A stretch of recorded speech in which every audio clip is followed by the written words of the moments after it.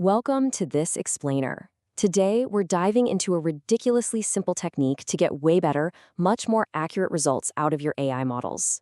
We are going to tackle one of the most annoying quirks of modern AI, its incredibly short attention span. Seriously, have you ever given an AI absolutely perfect instructions, only for it to just completely miss a crucial detail? It's so frustrating, right? Well, this usually boils down to how these models handle their context windows. As those windows get larger, models are notoriously prone to what we call the lost in the middle phenomenon. They might pay super close attention to the very beginning or maybe the very end of your prompt, but those vital constraints buried right in the middle, they just get completely ignored. Turns out, sometimes they literally just need an explicit instruction to look at the prompt one more time to recalculate their attention weights before they start working. Enter rereading, or RE2 for short.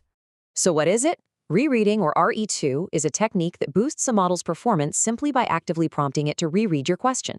It's an elegantly simple strategy that massively cuts down on errors caused by missed details. You see, when a model processes a prompt, its attention weights can sometimes distribute pretty poorly across highly complex instructions, causing it to just gloss right over the finer points.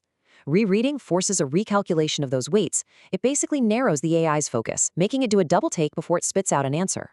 And the implementation? It is incredibly straightforward. You take your initial input query, and then you literally just append the phrase, "read the question again," followed by pasting that exact same query a second time. That's the whole shebang. It's not some crazy complex coding trick. It's just an engineered repetition strategy. It resets the model's attention span, making absolutely sure every single constraint is firmly locked in before the processing phase even begins. Let's look at RE2 in action, starting with common sense reasoning. Imagine you're the customer in this scenario. You ordered a brand new laptop last week. The tracking says it was delivered yesterday, but you never actually got it. So you type this exact complaint into the company's automated support chatbot. Historically, this is a total nightmare scenario for automated support systems because it contains conflicting semantic signals. You've got the word delivered right up against the phrase never received. With a standard prompt, the AI just latches onto that word delivered and fires off some generic, unhelpful response like, check with your neighbors. It completely misses the critical detail that you didn't actually get the item. But apply the RE2 technique, and the AI is forced to actually process that contradiction. It catches the discrepancy, realizes the delivery failed, and replies, I will initiate an investigation. I mean, that is literally the difference between infuriating a customer and actually solving their problem. Moving on, let's see RE2 in action with arithmetic reasoning. Take a look at this classic high school reunion math problem. We've got 50 people who paid $100 each for a party, but the total expenses ended up being $500 less than the total contributions. So how much money was used to pay for the party expenses? Word problems exactly like this are practically kryptonite for standard AI models. Models really struggle to map semantic language to strict mathematical operations all at once, which usually leads to them just randomly dropping variables along the way.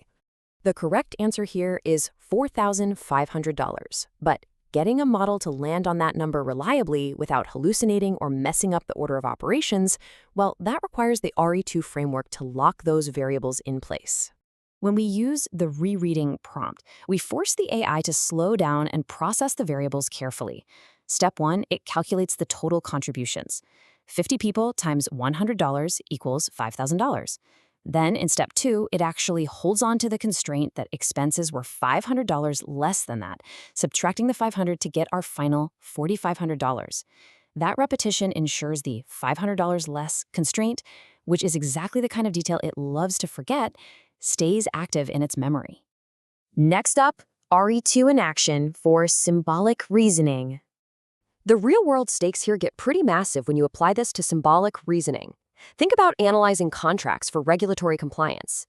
If a model drops just one conflicting clause, the legal and financial fallout, absolutely catastrophic. The exact same goes for automated code reviews hunting for deep security vulnerabilities, or a system trying to interpret complex medical symptoms based on strict logical rules. In all these cases, missing a detail isn't just a minor hiccup, it's a critical failure. RE2 acts as a vital safety net for these high-stakes deployments. Now, let's talk about powering up RE2 with chain of thought prompting. This is where things get really cool. By combining the RE2 formula with that classic chain of thought trigger, let's think step by step, you create an incredibly robust prompt structure. You're basically asking the model to ingest the instructions twice, lock down every parameter, and then explicitly map out its reasoning framework. It is a massive pro tip and a hugely powerful setup for advanced logical reasoning. Let's test this ultimate combo with a word problem specifically designed to lay a multi-step trap. Wendy feeds her 20 chickens 3 cups of feed daily. In the morning, she gives the flock 15 cups.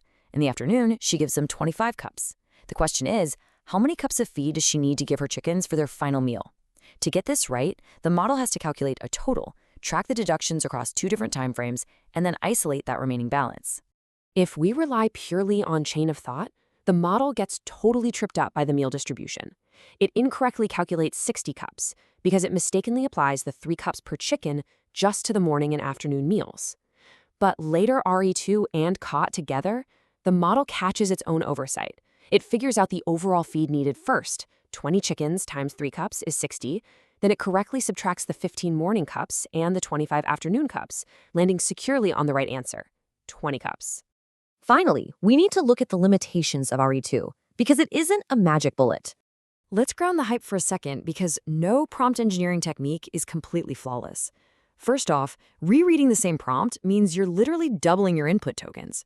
For developers running applications at scale, that translates directly into increased computational cost and higher API bills.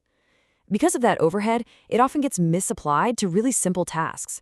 Like using RE2 to ask for the capital of France? Yeah, that's just unnecessary overkill. And most importantly, it does not fix deep logical errors or structural knowledge gaps. If the AI fundamentally lacks the training data to solve a problem, well, reading the prompt twice isn't going to magically generate an answer out of thin air. But it does leave us with a pretty fascinating thought to end this explainer on. If an AI just needs to be told to read things twice to perform drastically better, what else are we assuming it understands the first time? Refining how we communicate with these models, sometimes just by asking them to pause and recalculate their attention, can make them vastly more reliable. So try layering RE2 into your workflow today and see what crucial details your models might have been missing. Thanks for exploring this with me.